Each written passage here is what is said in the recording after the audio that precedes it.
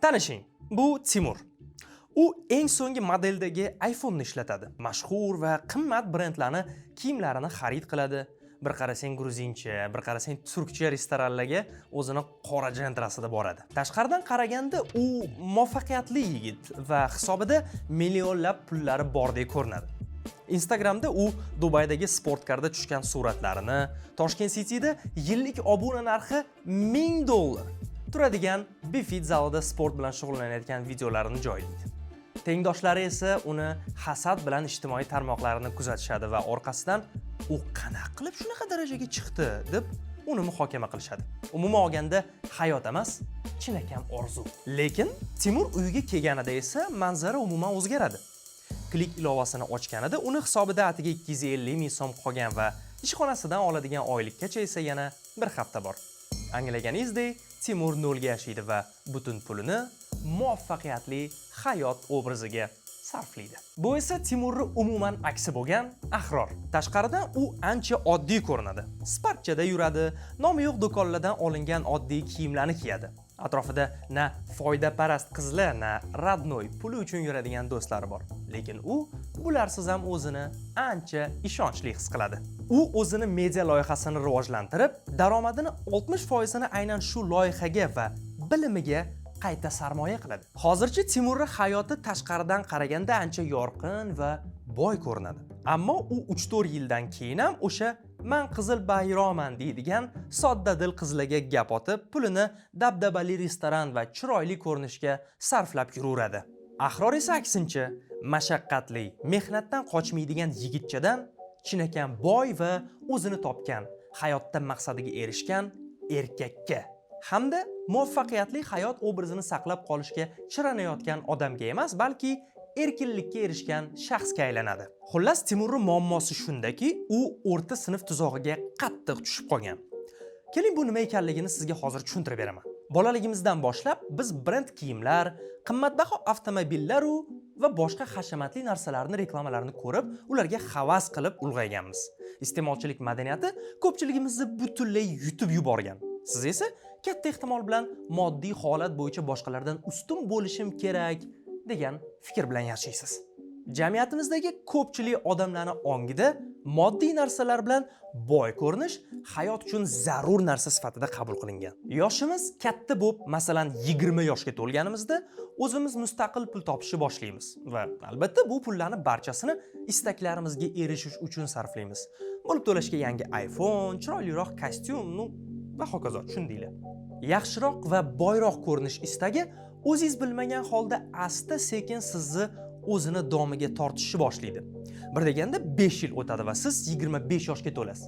Lekin yig'ib qo'ygan na pul, na qanaqadir kichik bo'lsa ham tijorat, umuman hech nima yo'q. Ammo nasiyaga olingan 2019-yilda ishlab chiqarilgan Optrafara taqilgan Gentra bor. Hayotingizdagi asosiy maqsad boy, zo'r va muvaffaqiyatli ko'rinish bo'lib qolganini hattoki o'zingiz ham sezmay qolasiz. Siz o'zingiz uchun soxta muvaffaqiyat obrazini qurib olib va asta-sekin unga o'zingiz ham ishonib borasiz.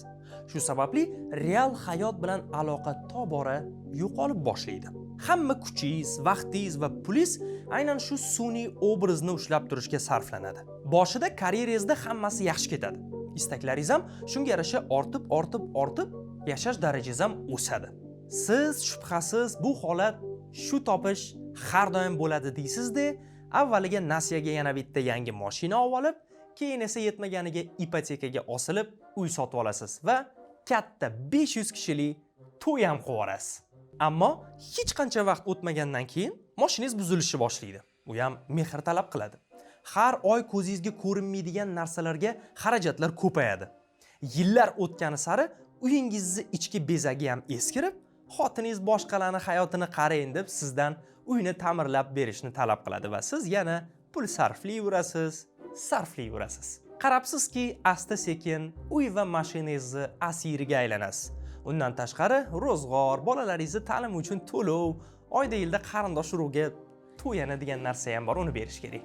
Vaqt shafqatsiz narsa va bum, siz 30 yoshga to'lib qoldingiz. Hali hanuz o'z o'rningiz, hayotingiz sifatini saqlab qolish uchun aylana ichidagi olmaxonga o'xshab yugurib yuribsiz. Ishingiz yurishmay qolgudek bo'lsa, topish tutish kamaygach, xarajatlarni qisqartirishga majbur bo'lasiz. Lekin sizni o'zingizga bo'lgan ishonchingiz, o'zingizga yuqori baho berishingiz va qat'iyatingiz sotib olingan matohlaringiz ustiga qurilgan. Natijada siz hamma yig'ib qo'ygan pullaringizni sarflashni boshlaysiz. Qarzga kirasiz, kreditlar olasiz. Hammasi avvalgi hayot darajasini saqlab qolish uchun. Siz uchun Gentradan Matizga qaytib o'tishdan ko'ra o'lganingiz yaxshiroq. Aynan shunday qilib siz qulga aylanasiz. Qarzlar va kreditlar, yo'qotilgan sog'liq, lekin asosiysi bolalikdan orzu qilingan dabdabali to'y va mashinangiz bor. Aynan shu narsa o'rta sinf tuzog'ining mohiyati va u sizni iste'molchilikning asiri qilib qo'yadi. Bugungi videoda esa do'stim siz bilan qanaq qilib shu tuzoqqa tushib qolmaslik va tushib qolgan bo'lsangiz, undan chiqib ketish haqida gaplashamiz. Tayyor bo'lsanglar, ketdik.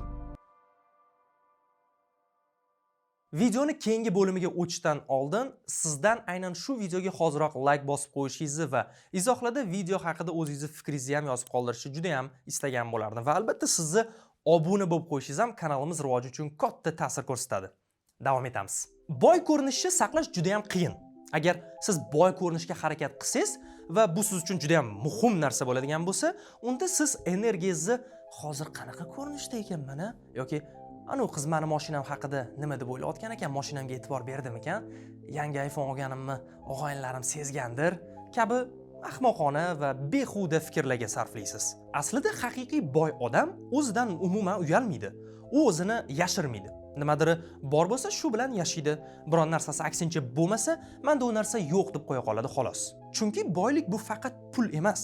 Bu o'zini qabul qilish va kimgadir nimadirni isbotlamasdan yashashdi. Boy inson kiyimini boshqalar ko'rsin deb emas, o'ziga qulay bo'lsin deb oladi. U mashina sotib olishda xalq nima derkin emas, balki meni hayotimga bu mashina qanchalik yengillik olib keladi kabi savollarni o'ziga beradi. Boy odam hech qachon dabdabani isbot deb bilmaydi. Chunki u biladi, eng katta boylik bu xotirjamlik va eng katta qashshoqlik bu har doim boshqalarga yoqishga urinib yashash. Boy odam o'zini yomon ko'rmaydi.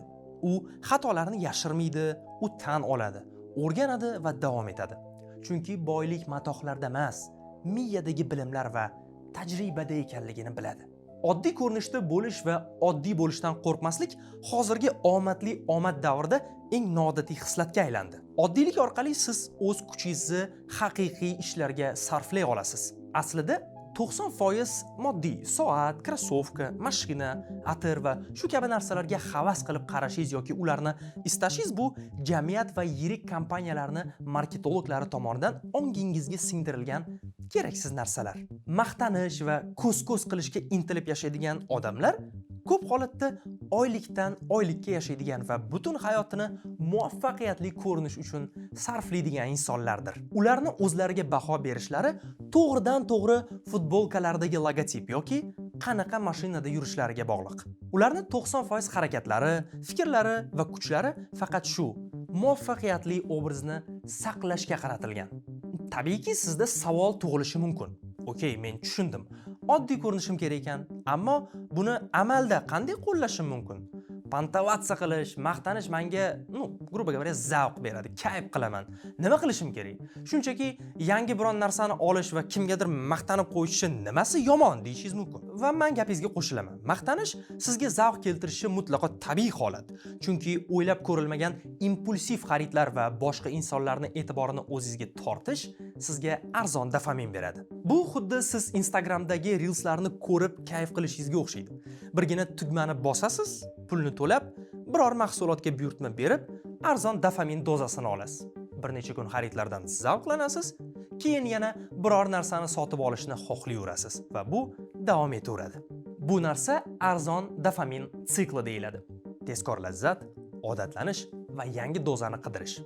Va siz nafaqat pul yo'qotasiz, balki vaqtni ham behuda sarflab, bu ko'rinishga qaram bo'lib qolasiz. Albatta, ba'zida hayotingizda o'ylamay, hissiyotga berilib qilinadigan xaridlar bo'lib turadi. Har doim ham chunki pulni faqat foydali narsalarga yoki rivojlanishga sarflash bu robot kabi yashash degani. Lekin agar haqiqatdan ham baxtli va erkin bo'lishni istasangiz, bunaqa o'ylamang. To'satdan xarid qilish odatini imkon qadar kamaytirishga harakat qilishingiz kerak bo'ladi. Bitta narsani eslab qoling. Kambag'al inson o'zini pullarini har doim yo'qotadigan, ya'ni passiv narsalarga sarflaydi. Boy inson esa aksincha, o'zini mablag'ini asosan aktivlarga, unga pul, mablag' olib keladigan narsalarga tikadi. Keling, misol tariqasida futbolchilarning hayotini ko'rib chiqamiz. Futbolchilar erta nafaqaga chiqishadi va faoliyati davomida topgan pullari bundoq o'ylab qarasa, ularga biznes boshlash uchun ham, qaraguncha yashash uchun ham bemalol yetish kerak. Lekin bu yerda bitta muhim jihat bor. Pullarni ushlab qolish va ularni ko'paytirish uchun ham kuchli aql kerak. Millionlab dollar pul topgan va futboldagi faoliyatini tugatgach, hamma narsasini yo'qotgan, qarzga kirgan qancha futbolchilarni bilamiz. Misol uchun Dani Alves. Aksariyat futbolchilarning hayoti juda boy va dabdabali ko'rinadi. Lekin bu faqat tashqi ko'rinish. Ortida esa ko'pincha moliyaviy savodsizlik yashiringan bo'ladi. Shu gapimni eslab qoling.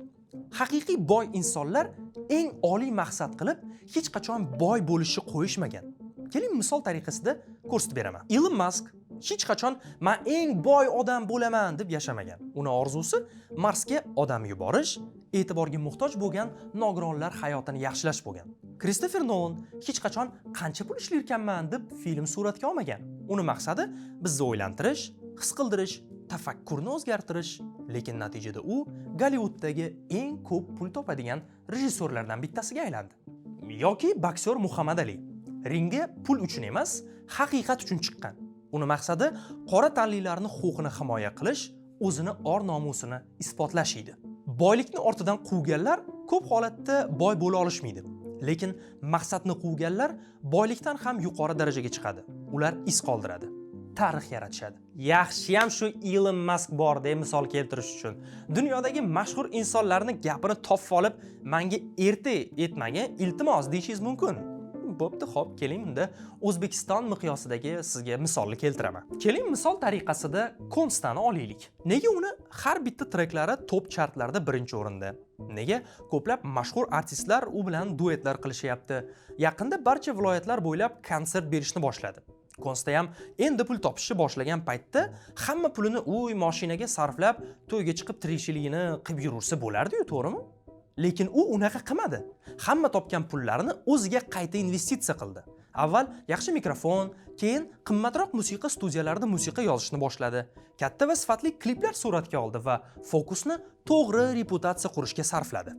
Bu yerda aslida mantiq juda ham oddiy. Ko'pchilik shunchaki qo'rqadi.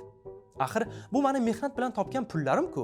Qanaqa qilib ularni yana qanaqadir bir loyihaga, bilimga sarflab yuborishim mumkin? Axir ular yo'q bo'lib ketishi ham mumkin. Men u bilimdan foydalanmasligim ham mumkin. Uni o'rniga texnika yoki biron bir yaxshi qimmatroq kiyim-kechak olaman, men bilan qoladi. Boylik bu sen sarflagan pulda emas, balki saqlab qolgan va rivojlanishga yo'naltirilgan pulingdadir. Do'stim, siz shunaqa fikrlab yurursiz, hayotda doim past darajalarda qolib ketaverasiz. Eng shu pikka chiqdim degan holatda shu o'rta darajaga chiqasiz-u, taqataq qotasiz. Menimcha eng qo'rqinchli narsa bu pul yo'qotish emas, balki butun umr bitta joyda qotib qolish bo'lsa kerak. Uni ustiga sizda juda ham katta plyus bor. Katta ehtimol bilan sizda hozir hech qanaqa katta xavf yo'q. Yoshsiz, farzandlaringiz yo'q, majburiyatlaringiz ham o'tda og'ir emas va eng asosiysi to'liq erkinsiz. Hozir agarda xatoga yo'l qo'ygan taqdiringizda ham 2 hafta qiyinchilikda yashab, keyin yana o'zingizni tiklab oladigan kuchga egasiz va shunaqa davrda yashayapsiz. Keyingisi va eng muhimi, hozir Instagramda boylikni ko'rsatish juda ham trendga aylangan. Hamma blogerlar, shaxsiy brend egalari pulim ko'p deb ko'rsatib, buni ortidan siz o'zingizni ular bilan solishtiryapsiz va bu orqali Instagramda shunaqa g'alati muhit yaralib qolmoqda. Go'yoki, agar sen boy va muvaffaqiyatli bo'lmasang, demak, senda nimadir g'alati. Lekin aslida haqiqat umuman unaqa emas. O'sha siz ko'radigan bloger yoki biznesmenlarni ko'pchiliklari qarzlar va kreditlar bilan yashaydi. Tagidagi mashinasi bo'lib to'lashga olingan va o'ziniki bo'lmagan narsani meniki deb aytadigan shaxsan o'zim bir nechta blogerlarni taniyman. O'sha ideal biznes qurib kelayotgan biznesmenlarning ham ko'pida kassasidagi bo'shliqlar va biznesidagi muammolari mavjud. Lekin buni hech kim sizga ko'rsatmaydi. Chunki Instagram omadsizlarni yoqtirmaydi. Siz esa o'zingizni yaroqsiz, yetarlicha harakat qilmayapman deb o'zingizni urishasiz. O'zingizni ular bilan solishtirasiz. Bu ideal illyuziya. Agar chinakam boy bo'lishni istasangiz, oldi qoshda odamlarni kuzatishni to'xtating. Ularning ko'pchiligi o'sha men aytgan o'rtacha sinfning tuzog'iga tushib qolgan va sizni ham o'sha joyga tortib olishga harakat qilishyapti. Va yana qaytaraman. Shu narsani eslab qoling. Boylik faqat pul ishlash emas. Hayotingizda har doim inqiroz davrlari bo'ladi va aynan o'sha payt hammasi yaxshi bo'lgan davrdagi to'plab qo'ygan pullaringiz sizni osonlik bilan muammodan olib chiqib ketadi. Ota-onangizga hech ahamiyat berganmisiz? Nima uchun ular doim tejashga, pulni yig'ishga, ko'chmas mulk sotib olib qo'yishga harakat qilishadi? Sizga bu g'alati tuyulishi mumkin, lekin default paytlarini, inqirozni boshdan kechirish nima ekanligini tasavvur qilib ko'ring. Hamma narsangizni yo'qotganingizda, ilgari mashinaga yetadigan pulingiz endi esa faqat velosiped sotib olishga yetadi. Bizning ota-onalarimiz shunaqa og'ir, stabil bo'lmagan davrlarni boshidan o'tkazishgan va ular haqiqiy inqirozni hamda qiyin davrlarni boshidan kechirishgan. Shuning uchun sizdagi bor narsalarga shukr qiling. Doim yo'q narsani o'ylab yashashni to'xtating.